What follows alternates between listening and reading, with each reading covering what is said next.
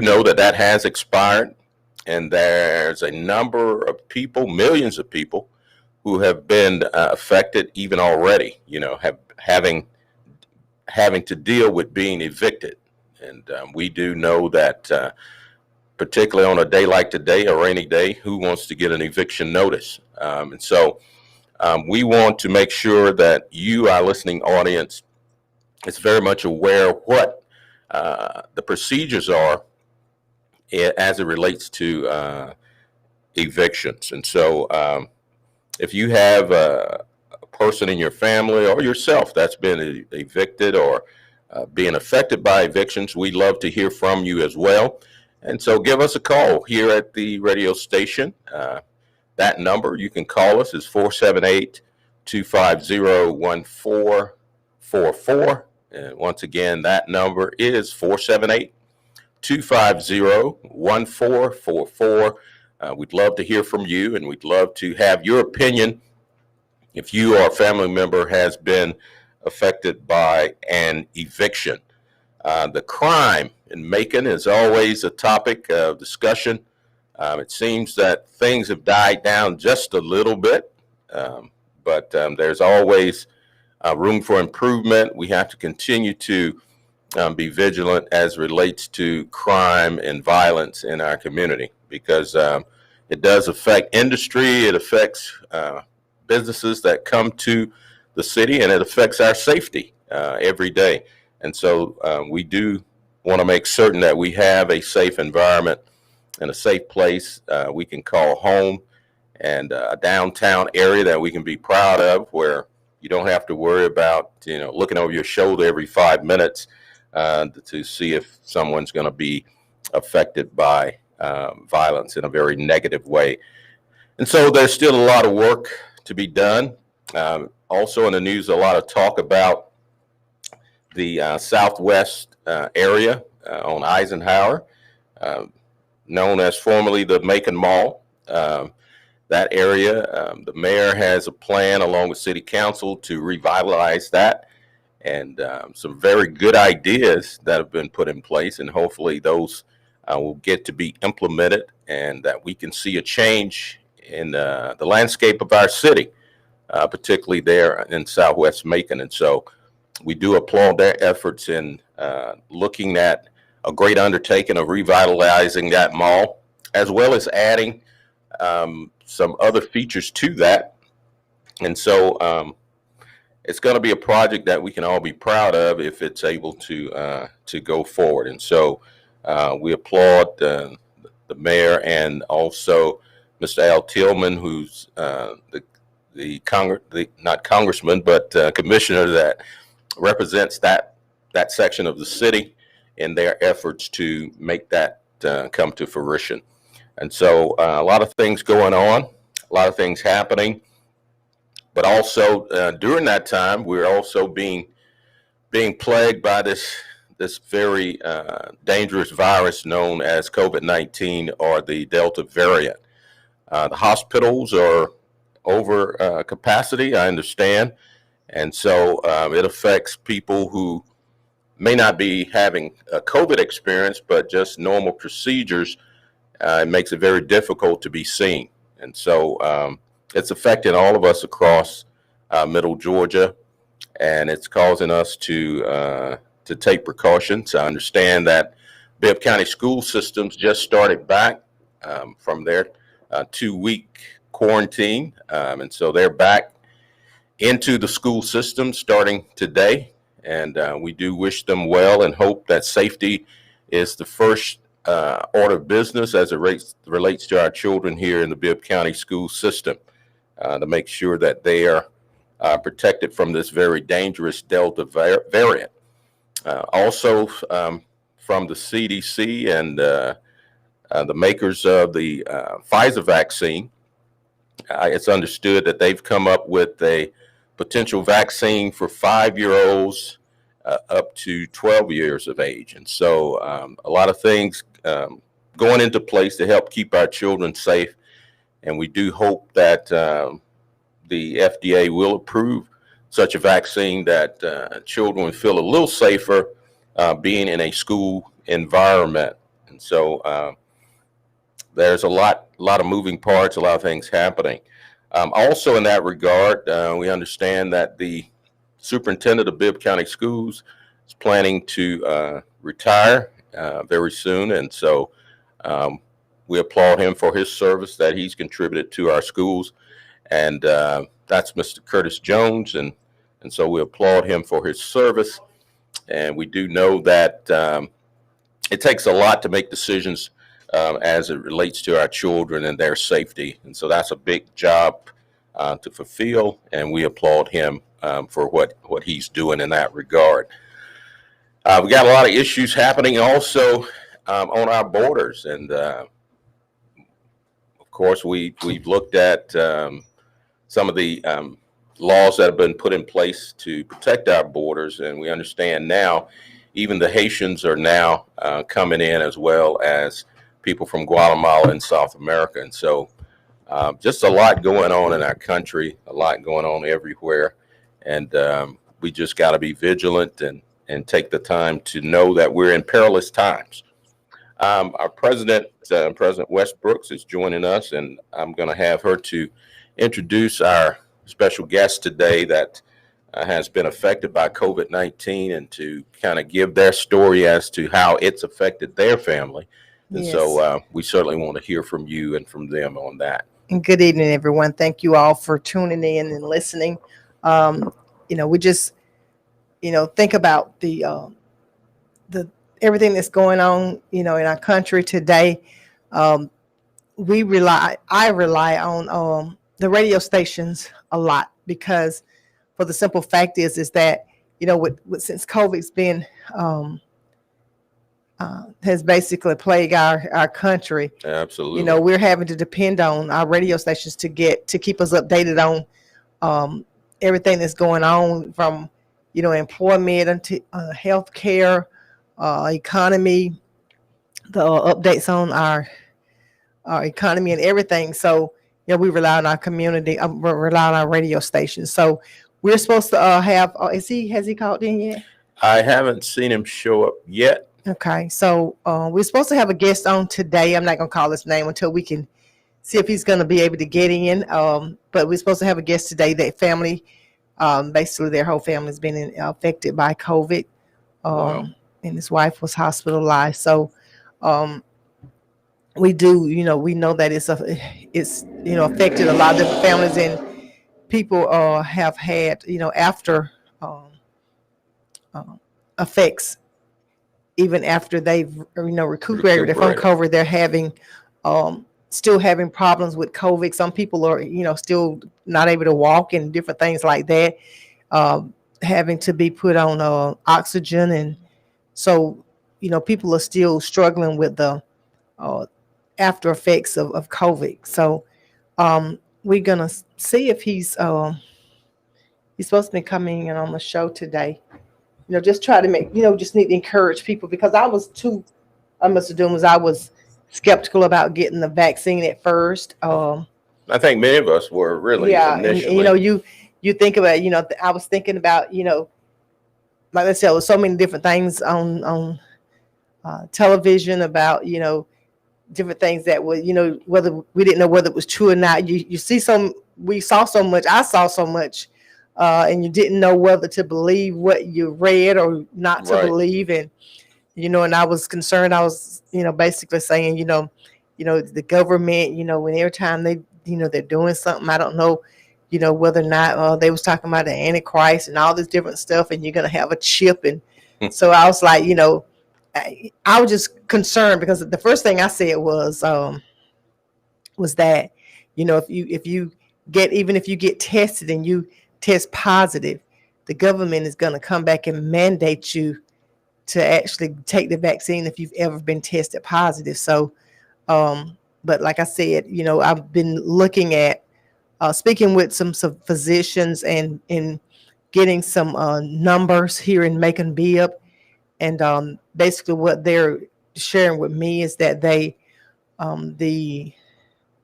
people that are being hospitalized with COVID, the numbers are much, much lesser, a very low percentage of those who have had the vaccine. the majority of almost 90% of the people that are actually that coming in. coming in are the unvaccinated. The ones that are in intensive care, the ones that have been that have not been vaccinated. So, like I've just said, we just buried, um, a member of my church last weekend. So it's just And unfortunate. that's the thing about COVID. I mean, you've got so many people that are affected by it, and the numbers are getting so large that the chances of you being affected in some way, either by family members or church members or co-workers, are very high. Right, and they're basically in the beginning it was basically affecting our older Right.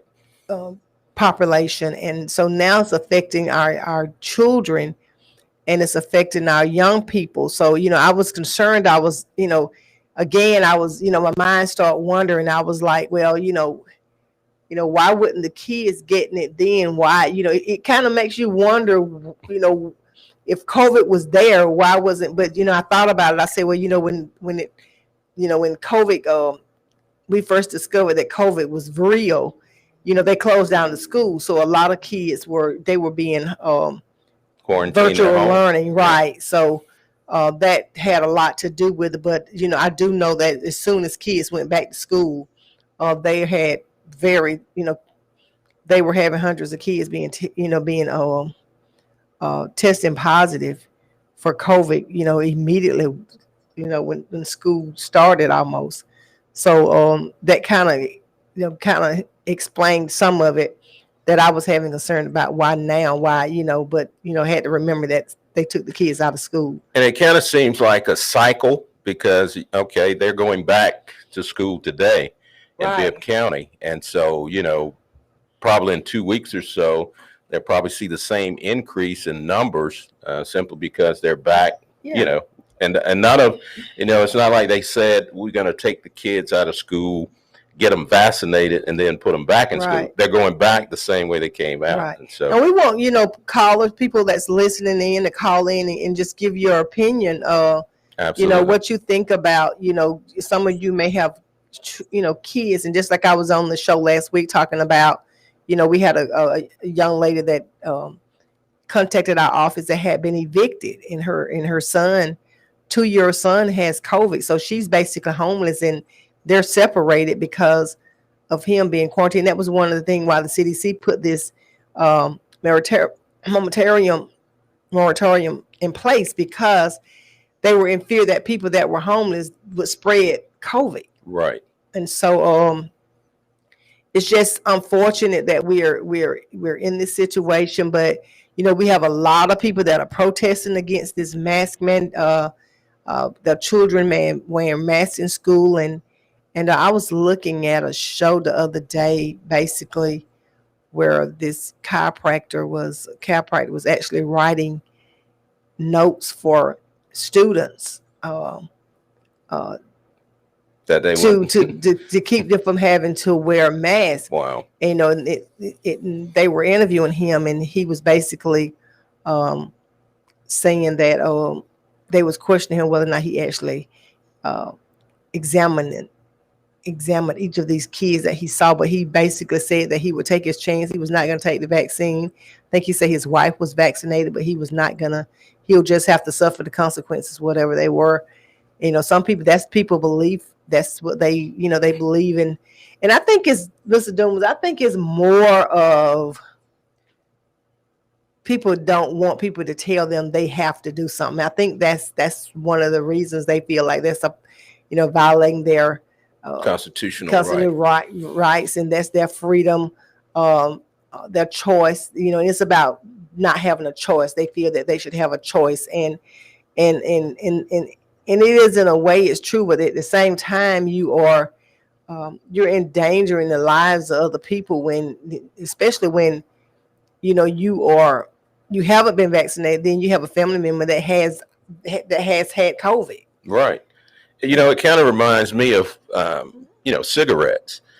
Cigarettes, most people know they're, dangerous. It's all types of information that's even printed on the pack about the effects of smoking. And then you've got individuals who are around people that smoke who are affected by the smoke itself. And so they know it's a detriment, even though they continue to do it and to do it around people. Yeah. And so it's sort of the same way with COVID. You're putting people at risk, by not taking a vaccine. And at the same time, you're trying to justify the fact that you can. Well, you just have some people they're saying that if they die, they just, they'll just, that's just how strong their belief is. So, if you'd rather be somewhere in a casket, then, that's their choice. So some people just, say that they, that the mask doesn't work. People just putting out all different things. Nicki Minaj was, they all on her about this statement that she made about it makes men not be able to.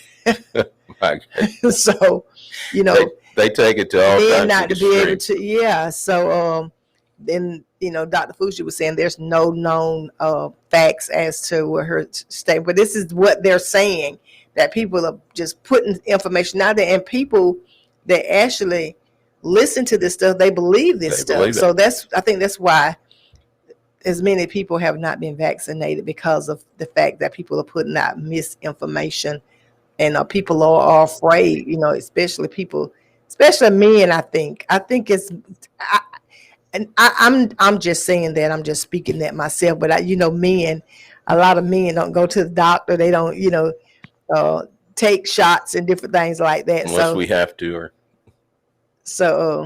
Okay, I think our guest is on the line. Can you hear me, caller? Yes, I can hear you. Okay. How y'all doing? Doing I have great. input on going to the ER with respiratory problems. yes, They ma'am. are testing you for COVID, but they ask you. They're going to tell you yay or nay. But the time frame for you having to wait, anticipating. You come in there sick, and you practically go out the same way. Some of them they're giving antibiotics while they're there. But my situation is, it's 3 to 4 hours you have to wait. And now you tested negative for COVID. You already done had the injection. Now you got the flu or pneumonia. Right. Now y'all, I need to get this situation. You going for the COVID shot, and they end up giving you the pneumonia shot, and you don't realize it till later. So are you saying that you can't get both of them at the same time? Right. So I want to make sure I understand what you're saying. You're saying this is happening in the emergency room? Yes. Okay, so you're saying that go in with respiratory problems. Okay. No, I've been coughing, I got chest pain, and I can't hardly catch my breath. Yes, Have ma'am. you been around someone with COVID? No. Have you had the injection? Yes. Okay. We're gonna see what's going on. They asked you have you had the vaccine? They had you had it. Okay. And if you say yes, if you but say if you don't mind, we're gonna test you for COVID. Because people don't know. Just how you had the shot already, you can still have COVID. Right. Had the vaccine already. You still can get tested. Because people are not just coming in your presence saying, "Oh, I got COVID, but I'm going on quarantine next week." Right. It don't work like that. So you're saying when you go into the emergency room, they ask you whether or not you had. What are you here for? What are you here for? Okay. What's going on? And so when you, I have it. And so your response was that you've already had the vaccine, and so what you? Yeah, I have had it. And they asked, have you had it? Yes. Okay. Well, we're gonna see what's going on. So they take your body sign. They go get a check X-ray. They swab your nose. They take, do lab, and they be like, but they'll come, make sure you're all right. Make sure they'll be checking on and all. And it'll be like, but my wait was 4 hours. Right. And with some other people that said, well, I've been here about 6 hours. Wow. If you don't say something to them, if so many people are in here, they're not going to keep running out there checking on you. Okay. And especially if you by yourself. So basically what your concern is that you go in with respiratory problems, not, you don't know exactly what it is in the long wait time that you're At the end of the story, they'll tell you got the flu or you got pneumonia. pneumonia. Okay. And I'm then, like, okay. Okay. Have So you heard this problem before? Nobody never asked that question. Nobody never asked what People question. People with major health issues are skeptical about being around people already with this thing. Right. So you're saying That's what I need someone to address. Come in with certain conditions should not, they should maybe take them on back and not have them sit out there and wait. Is that what your concern? They take you on, now. They let you go on back. Because they got 3 areas. They find out what you're there for, put you in the machine, take you across to another room, and they'll take your vital signs and everything. Then they'll sit you back in the waiting room. Right. The person that do the x-rays will come and get you. Right. Then they'll send you back to the waiting room. So all these tests come back. Okay, so is your concern the long wait time? Is that what your concern is? Yes. Yeah. And someone needs to tell people, just how you had the injection, you still might catch COVID. Right. You're not illegal. But a lot of people say, "Oh, I had my shot. Okay, I can do what I want to do. I can go where I want. I can wear my mask if I want to. I don't have to wear my mask. Okay, so, that's on you." So what you're saying is, when someone else gets sick. Right. So I guess I want to make sure I understand your concern is what you're trying to explain is that when you went into the emergency room, you wasn't for sure whether or not, you were having upper respiratory problems. You didn't know whether or not you just was experiencing some of the symptoms that COVID that's associated with COVID. So when you went in, you had to wait a long time and then find out that you did the test, you didn't have COVID, but you just want to make people aware. Now you got bronchitis. Right. Now you got bronchitis. So you just trying to make. I've known some people that went. People need to be aware. Right. That's what I'm saying. If you can't take somebody with you, ask all the questions, no matter how long it takes, because there are so many people ill going to the ER, and they don't ask no questions. Once you tell me no, I don't have COVID, just give me something to help me feel better. Right. And try to follow their instructions. Okay. Well, I'm glad you called in, so people that are listening, because a lot of times people don't, and you're so right, because I know that, a lot, I've heard a lot of people say that when you go into a lot of times the doctor's office or the emergency room, one of the problems is that doctors don't listen to what you're actually saying. And you have to actually ask questions. And I'm with you, people, that go into the emergency room, even in your doctor's office, you need to ask questions. Yeah, your primary doctor. You need to ask questions and just be persistent. Right. Absolutely. I need to know this answer, and you are my doctor. You're taking care of me. Well, unfortunately, with this, with COVID, and even before COVID came out, we had the waiting rooms were long waits in the. I've been and sat in the emergency room 12 hours, so that was before COVID even was. And that's what I've been trying to tell people. Even before COVID got here, it was a wait. It was a long wait time in the emergency room. Like I said, it was still a long wait time. Wow. So they holler, it's an emergency room. It is. They feel this emergency room for be able to run in and run back out. Well, we thank you for calling in, and just please. And thank you all for listening. Thank you. Absolutely. Well, I think our time is up, but we certainly appreciate that caller, because that just puts the reality of what dealing with COVID and office visits, emergency room visits, right? What you're exposed to, right? And gotta ask questions. Absolutely. Thank you for tuning in, and we'll talk about that next week. But our Freedom Fund Awards is coming up on October the 16th, which will be virtual, and our tickets are $40. That includes the virtual presentation that we're going to have, plus a meal also, which includes a dessert and a drink. So just stay tuned, and we thank you for your support. Absolutely. And so until next time, I'm Willie Dumas, your host, along with President Westbrooks. Hope you have a great evening. Take care. Thank you.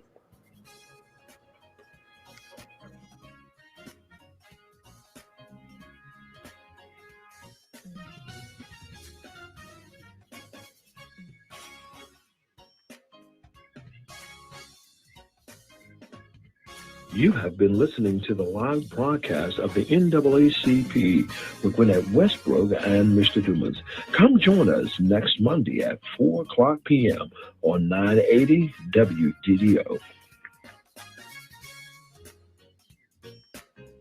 The views expressed on this program are not necessarily the views of the Glory 980 AM, the Glory Media Group, LLC, WDDO AM, its staff, management, or advertisers, but are the views and opinions of the participants of the broadcast.